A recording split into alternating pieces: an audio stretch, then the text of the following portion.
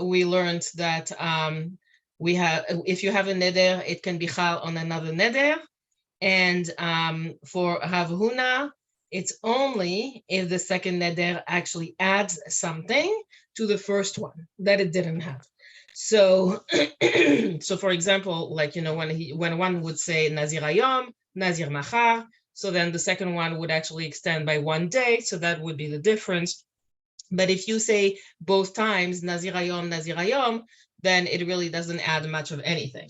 So we went through like 3 different rayot, and we're going to have Huna, and we're going to see the 4th one today on Daf Yud Chet. We are about 4 lines from the top. Mativ Rav Hamnuna. Okay. All right. So Mativ Rav Hamnuna. Nazir lehazir. So this is what we said right in the beginning. It's like Nazir lehazir. It's like kind of like, a phrase that repeats itself. So why did we have to actually say it both times? Mikan she'anezirut chal al anezirut. This is the pasuk from which we actually understand that you can compound one nezirut with a second nezirut, that it's actually chal. Sheyachol. And if like we hadn't actually learned that, vehalo din hu, then we would have we possibly would have understood that nezirut cannot actually take effect on top of another nezirut. So what would the argument be? Uma shevua chamura en shevua chala al shevua. It's like we said, that actually shvua is like more stringent. And we said that one shvua cannot actually compound to another one. The nezirut kala lo kol sheken. So when you're so it even more obviously that when you're actually talking about nezirut, which is more lenient than a shvua, then it would it's obvious that it would not be taking effect bichal. Talmud lomar nazir lehazir. This is why we actually needed the pasuk to reinforce this and to teach us that a vow of nazirut would actually be a second vow of nazirut. Mikan she'anezirut chala al anezirut. Okay, so let's see what Havram Nuna also has to tell us about this. Echidami. So which case is it that we're actually referring to here? Ilema de amar harini nazir hayom harini nazir lemachar. If you have a case where you say, I am a Nazir today, I am a Nazir tomorrow, right? So what are you going to say? Hakra ba'aya. So wouldn't actually, would be needed we need the pasuk to actually teach us that we actually can compound one to the other by saying Nazir lehazir. So we didn't need, if he says that, we really don't need the pasuk for that. We already understood that if he says Nazir hayom, Nazir lemachar, that you can actually do it both times. Ela lav de amar hareni Nazir hayom, but maybe it is that actually the case that we're referring to is a case where this guy is actually saying, I am a Nazir hayom, I am a Nazir hayom. So if he says it twice, that he's a Nazir today, then, why would we actually understand it this way? So it has to be that this is that it actually is teaching us that the vow of Nazirut can actually take effect. The second vow of Nazirut can take effect on the first one of Nazirut. So it seems like it's a tiyufta of Rav Huna. So the Gemara actually does not agree with that. Lo. This is not actually the case we're talking about here. Acha b'mai askinan. So then, which case is it that we're talking about? Kegon shekibel alav shte nezirut bevat achat. This is someone who actually says, I am going to take 2 terms of nezirut. Okay, and he says that at the same time. So he doesn't say hareni nazir hayom, hareni nazir hayom. He basically is saying hareni nazir hayom ve'machar. So this way, it's it's counting twice, and we understand that he has to do it one after the other. So now let's see, why is it that we're going back to comparing a shvua to a neder, right? We said that a shvua is actually more stringent than the neder. And we said also that Nezirut is basically like the only example of neder that we have that's like, a little bit like, different than the rest. And so, umay chumra de shvu'a mineder. So why is it that is more actually stringent about an oath than about a neder? Right? So what did we say? We say ilema mishum dechayla afilu al davar she'en bo mamash. So if you say that actually a shvua is more stringent because it takes care, it actually is about something that doesn't really have any substance, and then that the neder takes effect on something that really has is much more important, then what is it that I'm going to say to you? Neder nami chamur. A neder is actually much more stringent than a shvua, sheken chal ala mitzvah kireshut. So because a neder, what does it take? It's like actually it takes care of it's about an object, okay? And it's an object that is actually needed so that you can perform a mitzvah with it. So, for example, like, when you're talking about like a lulav, or you're talking about like, a shofar or something like that. So that's why we feel that it's more stringent if you would like do a neder that involved something like that. Ila mishum dichtiv ba bishvua lo yenake. So the Baraita says that the shvua is actually much more stringent than the neder, because Hashem says that anyone who's actually trying to do a shvua that involves something that you need to make to do a mitzvah is actually you're going to be chayav. James, we are actually on Amud Aleph of Yudchet, in the middle, probably about 12, 13 lines down from the top. Those two examples of Nazirot are just kind of weird. If I say, I don't know the subtleties of the Hebrew, but if I say, if I'm going to say I'm a Nazir today, of course I'm a Nazir tomorrow, because the minimum term for a Nazir is 30 days. So correct. I haven't really added anything, at least the way that normally I would think about these things. So this seems very contrived to me. But this is exactly why it actually adds to it, because it's obvious that you're going to be a Nazir tomorrow if you say that you're a Nazir today, right? Just like you said, a term of Nazirut is a minimum of 30 days. So the fact that you're adding, I'm a Nazir tomorrow, implies that you intend to extend your term of Nazirut beyond the 30 days. You're adding that extra day. Okay. Okay. Yeah, it's not obvious, but I accept the interpretation that it had to mean something other than the. That's the whole thing. That's why they actually like arguing. I mean, it's in between, like, it's a machloket in between Rav and in between Rav Huna and Shmuel about what it really means. And we have to remember that one of the most important things when we're talking about Nedarim is that you have to express yourself properly so that you can be understood about what it is that you mean. So this is something actually that we're going to talk about a little bit here. So I didn't read ahead. Okay, but you did that like 7 years ago. 7.5 years ago, yes, I did read ahead. Okay, all right. שבוע שלא אוכל שבוע שלא אוכל ואכל אינו חייב אלא אחת.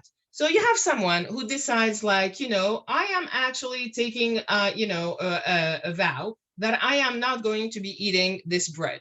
Okay, he doesn't like, the challah for the zomi's challah. So he said, I'm not going to be eating it. And then he eats it. Okay, so it's like, and then if he has repeated it a second time, I am not going to eat this bread. He's only chayav once. He's not chayav twice. Okay, the fact that he repeated it a second time is completely meaningless because it's the same bread. How many times is he going to say, I'm not going to eat this bread? Right? I mean, it applies to the same object. So there is no issue whatsoever about in terms of him being chayav, it's only one time. Amar Rava, im nish'al al harishona.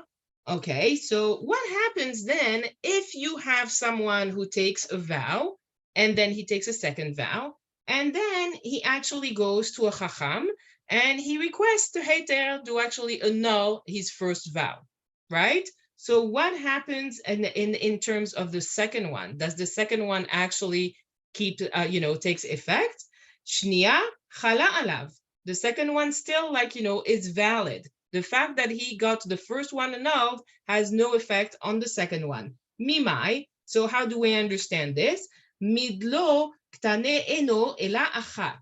Because we don't actually say that, in the Mishnah, we don't say that it's one oath. Viktani eno chayav ela achad. It's like teaching us he's going to be chayav for one violation. So it's like the violation applies on the same thing. It's going to be one violation, not two violations. Ravcha hu delet la. So it means that the second one is it takes effect, but it's like it doesn't have any kind of violation that applies to it. Ki michil al averta chayla.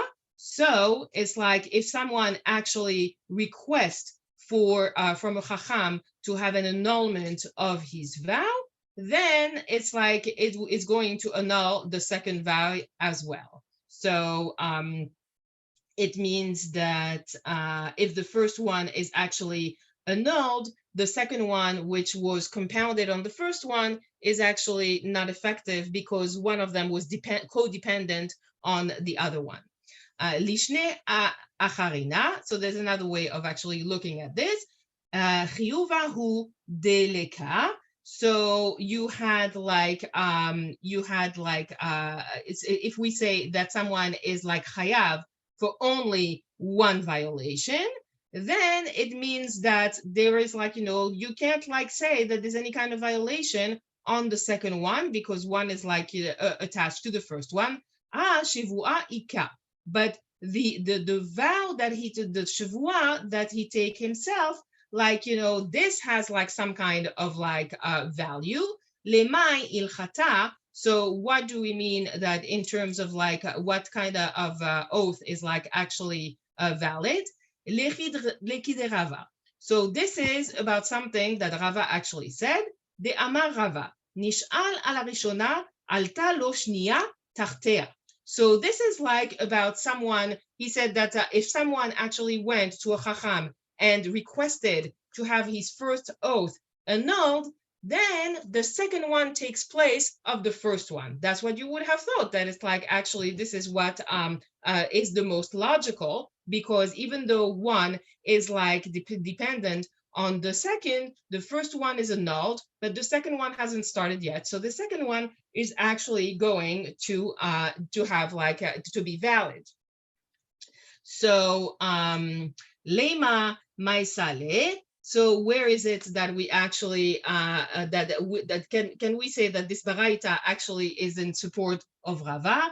Mi shenader shte nezirut. So we have someone who actually at the same time, right, decided that he wants that he made the neder of nezirut umana et harishona. So he did his first one, right? He counted the first 30 days. He finished it.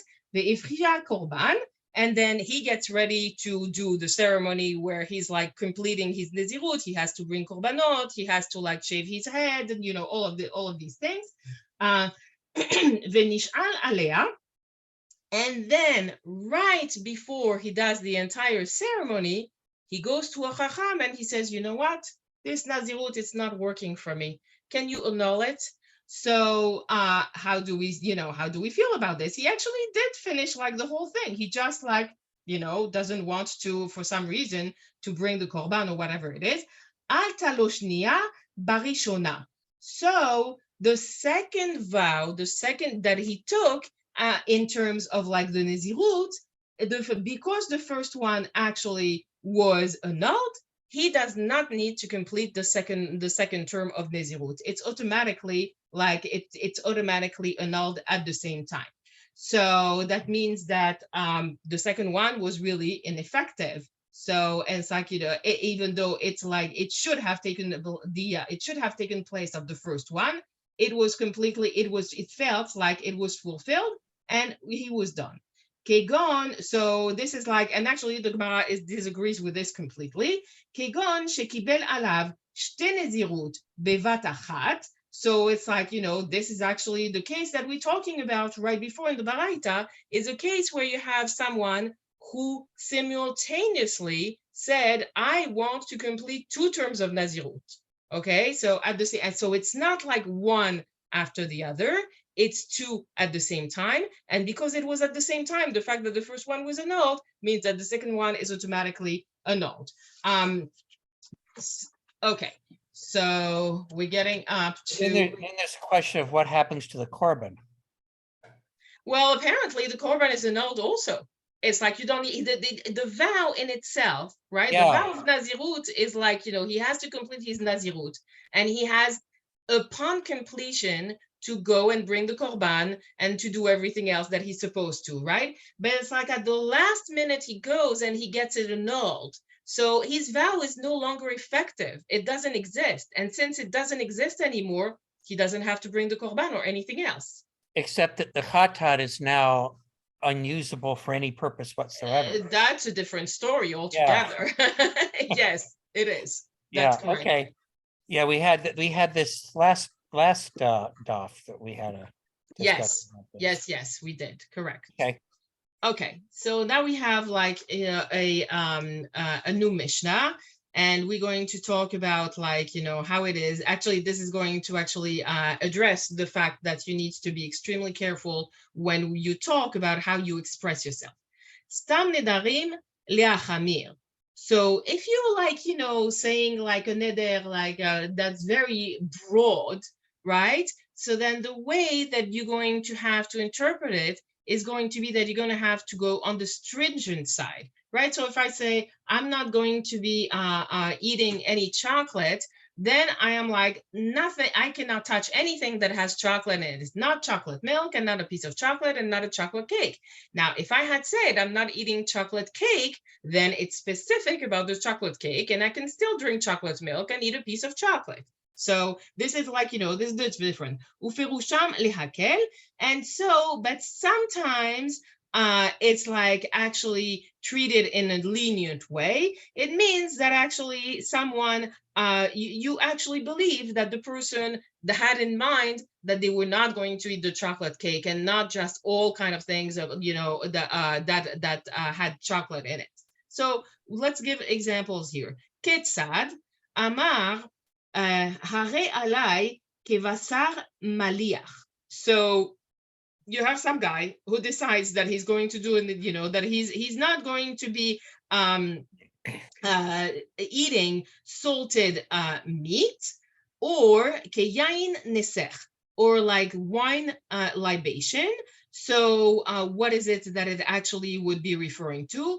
Im beshel shlamim nadar asur. So if he said that he's like actually referring to the meat or the white of shlamim, then he's not going to be allowed to eat it. So, and we're talking actually about someone who lives like nearby Yerushalayim, so that he knows exactly what is happening in the Bet HaMikdash. Okay, because if you didn't, this is like about like what's happening in the the salted meat and the libation are whatever it is that are being offered in the Bet HaMikdash. So someone who lives in the Galil, do you think that he knows exactly what's happening? No. So im bishel shlamim neder asur. So if he vowed like specifically about that, then it's asur to him.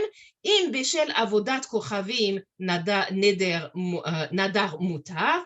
If he's actually referring to meat or to wine that were used for avodah zarah, then it's allowed. And this is like, this like it's impossible for him to be prohibited, like, something like this, because it's completely asur deoraita altogether. So, you can't, like we saw before, that you're not allowed actually to take a neder on something that is being used for, like, for a mitzvah. And it's the same thing that you're not allowed to actually take a neder on something that is already asur to you. The im stam asur. But if he didn't have any specification as to where this, like, meat or this wine or whatever is coming from or is used for, then it is like asur to him. So another way of looking at it would be what? Hare alai kecherem. So it's like this object is like to me like cherem. So usually we talk about cherem, which is something like that belongs to, like, to Hashem. It's like usually it's like temple property, right? Or the other way of looking at it is something that belongs to the Kohanim. Ve'im kecherem shel Kohanim mutar. So, all right. So if it was, let me go back. I'm sorry. Hare alai kecherem. So it's like to me like cherem. Im kecherem shel shamayim asur, if it's like, cherem from shamayim, so this is like whatever would be from in the temple, then it is asur to me. The im kecherem shel kohanim mutar. If he had said that it was something that belonged to the kohanim, like, if this thing is like just like cherem of the kohanim, then there is nothing that actually would be valid, actually, because it's like, it's not really kodesh to begin with. The priest could actually invite you to eat it if it's a food. Correct. Absolutely. Yeah. So it's not really like, there's nothing like, it's not hegdesh. So there's nothing to talk about. The im stam asur, and if he didn't make any kind of specification, then for sure is going to be asur to him. So this is something that we see. It's like, we're repeating it. It's ourselves that when we're not specific, then it goes lechumra. And it's like in this case, if he wasn't specific about what cherem he was like actually talking about, then in our mind it has to do with like the Bet Hamikdash and with like something that is hekdesh. So the third example that we have here, hare alai b'maaser. So you're talking about like whatever, like, you have like a piece of, let's say, a piece of bread, and you say like, this is to me just like it is maaser. Im kemaaser behema nadar asur. If he said that it's like maaser behema, then it is going to be asur, right? Because this is like something that you can't even use like as a neder. That's not even a possibility. The im shel goren mutar, and if it's like, the maaser of the granary, then it is actually allowed because this is something that was used for maaser rishon. The im stam asur, and if he didn't specify which of the two it was, then we're going to think that it is actually referring to maaser behema, and therefore it is going to be forbidden. So we have like more examples. Hare alai ki truma. So you look at this, whatever it is, like, this loaf of bread again, and you say, this is like, to me, like it is truma. Okay, so it's like, we know that truma is actually separated. We give it to the kohanim. So if you don't say anything, what are you going to think? Im ke trumat alishka nadar asur. If you specifically had said this is trumat alishka, then it's not going to be allowed because this is something that is hekdesh. It's for the temple, right? So it's going to be asur. The im shel goren mutar. And if you said that it's the truma of the granary, then it's for everyone. It doesn't matter. So it would be mutar. The im stam asur. And if you didn't say anything, you didn't specify which of the two it would be, then you're going to think that it's actually trumat alishka. Divrei Rabbi Meir. This is the opinion of Rabbi Meir. So, of course, you're going to have somebody else that is going to chime in. And who is it? Rabbi Yehuda. Rabbi Yehuda Omer, Stam Truma. As far as he's concerned, like when you say, like, Truma, it's like, it's even if you do not say it's Trumat Alishka or it's Trumat Goren, as far as he's concerned, it's Asur. Why? Because it's the same thing that I was saying like before, Beyehuda Asura, right? Because in Yehuda, you're near the temple, so you're going to think right away, oh, he's talking Truma, it has to be Trumat Halishka, it has to be for the temple. And Begalil Muteret. And in the Galil, they have absolutely no clue what happens in the temple. So it's like, they don't know what Trumat Halishka is. She'en Anshe Galil Makirim et Trumat Halishka. So why is it that it would actually be like, asur to them? Stam Haramim. So when we're talking about Haramim, I can't remember what it is. It's like, so that's like, so that's Cherem. That's what we were talking about. Like, that it's like Cherem of the Bet HaMikdash, or Cherem of the Kohanim. Behuda Mutarin. In Yehuda, it would be allowed. Begalil Asurin. And in the Galil, they would be asur. Why? She'en at Galil makirim et charme Kohanim, because in the Galil they have no idea what it is that the Haramim of the Kohanim are. So it's like, it's again, it's like, it's not a question of minhagim, but it's a question of like where it is that you actually live. You have certain knowledge about certain things, which makes it such that whatever it is that you're saying is going to be treated in one way or another. Vehatnan. So what is it that we learned like in the in another Mishnah? Actually, I think it's a Mishnah that we have. Oh no, it's in Toharot. Safek nezirut lehakel. We say that actually there's a doubt when we're talking about nezirut. And so it's like, and so it's, you have to treat it leniently. And so how is it that actually we can look at this together with our Mishnah, which says that the neder has to be taken stringently, right? So because we said that actually saying a vow of neder is like a form of, a vow of nezirut is a form of neder. Amar Rabbi Zera, Lo kashya, this is really not difficult. Ha Rabbi Eliezer. So the Mishnah that we will see in Teorot is from it follows Rabbi Eliezer. Ha Rabbanan, and the one that actually is in our Mishnah, it follows Rabbanan. Detanya, ha makdish haito uvehemoto. So if one decides actually to make their wild animals or they're like their pets, let's say, hegdesh et hakoi. So he's consecrated like, koi. Koi is like, let me remember what it is. It is, so it's like, so it's a crossbreed of a male goat and a female deer. So that would be like part behema and part like chaya, which is like, so it's like, it means absolutely nothing. You have done nothing at all. Rabbi Eliezer Omer lo higdish et hakol. You can't do it. I mean, it's like has an extensive has 2 paragraphs on what a koi is. I think it's Rabbi Slifkin who contributed that part. It's not clear what it is. No, it is not clear what it is. That's why I said here it says there's a lot of different opinion. One of them is that it's a crossbreed, but it's like, it could be like something else altogether. So they haven't been able. So that's the thing. It's like nobody knows in which category this animal is. It's not a behema and it's not a chaya. So it's like if you say that you're going to actually like, hegdesh it, it's like you have said absolutely nothing. So. It's complicated. It sure is. All right, so we're going to stop here, and I can only do it at night tomorrow night. Is that okay? I was thinking. Tomorrow night's good. Yeah. What time? Is 7:30 too late? 7:30 is great. And Hanan? 7:30 works? 7:30 would be great. Amazing. Yeah. So James, will you be joining us? 4 p.m. PM. Should be okay, yeah.